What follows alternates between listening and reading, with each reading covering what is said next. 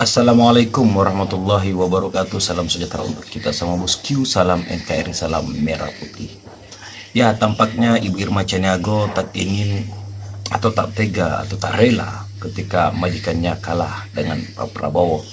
Ya, tentunya ini terkait dengan pemotongan anggaran yang dilakukan oleh Pak Prabowo, dan kembali Ibu Irma Caniago mengungkit bahwa di zaman majikannya jadi presiden juga potong anggaran, ya tak lain kan. Dan kemudian ada yang lebih menarik ialah saudara kandung Pak Prabowo, yakni Pak Hashim, itu kemudian mengungkapkan bahwa ternyata banyak program-program konyol yang diprogramkan oleh para menteri-menterinya. Mari kita simak videonya. Pak Prabowo sudah memotong anggaran dan itu luar biasa menurut Faisal Asgaf. Pak Faisal, paham nggak kalau di 2019-2024 Pak Jokowi juga memotong anggaran banyak sekali. Dengar tuh Pak Faisal. Bahkan anggaran DPR itu hampir 20-30% dipotong. Dipotong, Pak. Harusnya kita misalnya ada jatah nih ya. Saya terbuka aja. 2 kali kunjungan kerja, kita hanya 1 kali kunjungan kerja. Dibintangin. Sampai pada marah-marah tuh anggota DPR karena banyak sekali program DPR nggak bisa berjalan. Dipotong. Bu Sri Mulyani itu udah kalau datang ke DPR itu udah males saja dia. Kenapa? Karena selalu diprotes. Dipotong 30%. Dibintangin. Banyak sekali, bukan 1-2. Ya, perjalanan dinas ASN juga dipotong sama Pak Jokowi. Kemudian anggaran DPRD dipotong sama Pak Jokowi jadi PP 33. Yang tadinya kalau keluar kota bisa dapat 10 juta, dia hanya dapat 2 juta. Itu di era Jokowi juga. Jadi jangan cuma hal-hal yang negatif, hal-hal yang positif juga banyak. Pemda kita nih sekarang nih selama ini harus tahu juga nih ya semua masyarakat dan teman-teman semua di sini. Dari 37 provinsi, hanya 7 provinsi yang mandiri. Yang lainnya semuanya masih subsidi. Hanya bisa menghabiskan APBD, mandatory spending. Kalau saya bilang, gubernur nggak usah dipilih langsung, nggak usah. Nggak punya daerah, nggak punya wilayah, nggak punya masyarakat. Untuk apa? Kerjanya hanya mengkoordinasikan pusat dengan bupati dan wali kota. Habis-habisin biaya. Stop aja. Atau hilangkan saja gubernur. Kemudian kalau kita mau bicara soal hukum, bicara soal keadilan, bicara soal bagaimana parlemen itu bisa menjadi parlemen yang betul-betul menjadi harapan masyarakat. Rekrutmen. Ya, rekrutmen partai politik kan juga harus benar. Nanti Pak Bang Ferry itu tadi saya baru ngobrol sama beliau. Ini bukan nyindir diri sendiri kah? Ini bukan soal yang nggak boleh diselesaikan, harus diselesaikan. Iya, ini nggak di Komisi 2 sayangnya. Nah, tapi ini harus diselesaikan gitu ya. Karena apa? Karena isi parlemen itu tergantung dari rekrutmen partai politik. Undang-undang siapa yang bikin? Pemerintah dan parlemen. Kalau parlemen isinya orang-orang yang tidak berkualitas, ya undang-undangnya juga nggak akan berkualitas. Kayak siapa tuh? Yang ada ini Hashim diberikan banyak program konyol dihapus dari kementerian. program konyol dihapus, dipangkas. Nanti saya bisa cerita sama Pak Seti yang mana yang di sini ada ya, yang konyol-konyol itu. Banyak yang konyol ternyata. Pak Prabowo cerita sama saya dia berapa minggu dia periksa anggaran APBN. Ternyata di APBN kita ada 9 tingkat, Pak. Ya, biasanya presiden menteri periksa sampai tingkat ke-3 ke-4. Prabowo periksa sampai tingkat ke-9, Pak. Tingkat ke-9 dibongkar semua, Pak.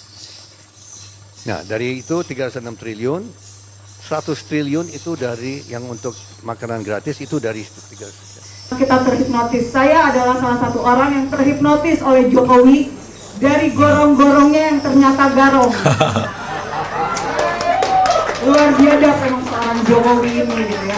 Dia mampu menghipnotis. Makanya saya bilang, saya tidak sakit hati Jokowi menjadi pengkhianat bangsa ini, tapi saya sakit hati karena menjadi bagian orang yang sudah mendukung Jokowi gitu. Dan ini beban mental buat saya ketika saya menjadi salah satu orang yang sudah membesarkan monster tersebut. Kenapa akhirnya saya sangat mengkritisi Jokowi dan keluarganya? Ya karena saya sudah membesarkan monster tersebut. Hey guys, Ya guys, kenapa guys? kecewa loh sama Kenapa lagi bang? ketum PDIP Mega. Kenapa tuh? Bener loh. Kalau aja kemarin ketua umum PDIP setuju, idola gue tuh Pak Jokowi itu bisa 3 periode, Ya kenapa tuh? Jakarta nggak banjir kayak begini, kayak hari ini sama kemarin. Kasihan kan warga Jakarta. Soalnya kan idola gue sempet janji sama warga Jakarta. Iya ya. Kalau semuanya dia jadi presiden, Benar. lebih mudah nanganin banjir sama kemacetan di Jakarta. Kan baru 2 periode, harusnya kan kasih 1 periode lagi gitu. Akhirnya apa? Warga Jakarta ini korbanin sama Bu Mega. Gue kan mendukung garis keras, men. Gue tahu Jokowi, kalau Jokowi ngomong apa gitu pasti direalisasi sama dia, yakin gue. Seperti janjinya dulu waktu mau nyapres dulu kan, dulu gue kan pernah janji sama warga Jakarta kalau cuma jadi presiden bakal lebih mudah untuk nanganin banjir di Jakarta. Woi ternak, sadarlah. Pas minta perpanjangan waktu sama Bu Ketua Umum PDIP nggak setuju Bu Mega. Ini Aduh, Bu Mega ini aduh. Bu Mega juga sebenarnya. Gitu. Kasihan Pak Jokowi jadi idola gue, jadi kepikiran di Solo sekarang mikirin warga Jakarta. Mohon maaf nih atas nama Pak Jokowi ya, warga Jakarta. Gue kan sebagai pendukung garis kerasnya Pak Jokowi. Ya. Ini omon-omon apa jenderal benaran ini? Kapan ini Wah, Presiden memberikan kepastian soal masalah pagar laut, PIK dan lain-lain? Dan tanah-tanah di luar ini juga banyak kan? Kan permasalahan bukan cuma di PIK, ada di Rempang dan lain sebagainya. Macam-macam. Jadi bentuk satgas itu satu aja. Hei kawan-kawan kita di lingkar Prabowo Subianto, kalau nggak punya kepentingan dengan oligarki, keluar dari situ. Jangan sandra Pak Prabowo. Supaya dia bekerja dengan satu kebijakan kecil, kebijakan yang tidak perlu omon-omon. Oh, saya bilang nggak usah, satu aja. Jadi begitu pula dengan IKN. Biar Biar satgas pemberantasan mafia tanah. Saya minta itu dulu.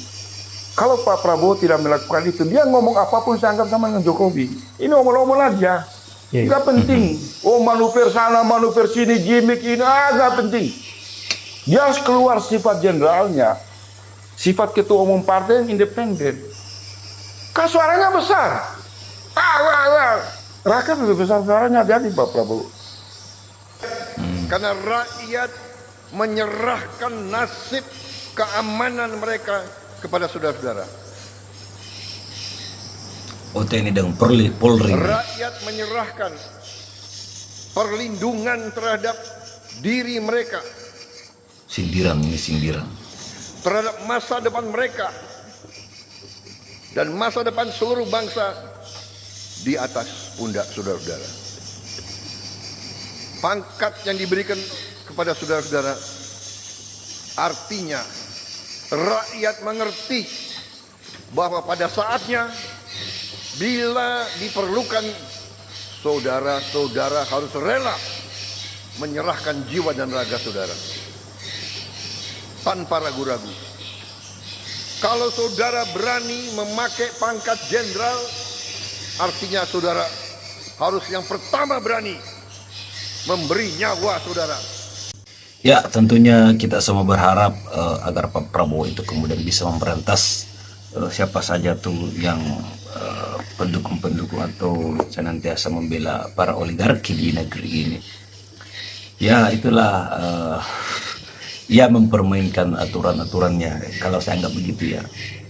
Walaupun dia tidak terlibat secara langsung, tapi dia akan main di balik layar karena duit guys, banyak duit guys. Oke bosku, tanggapan kalian di kolom komentar. Sampai jumpa di video berikutnya. Assalamualaikum warahmatullahi wabarakatuh.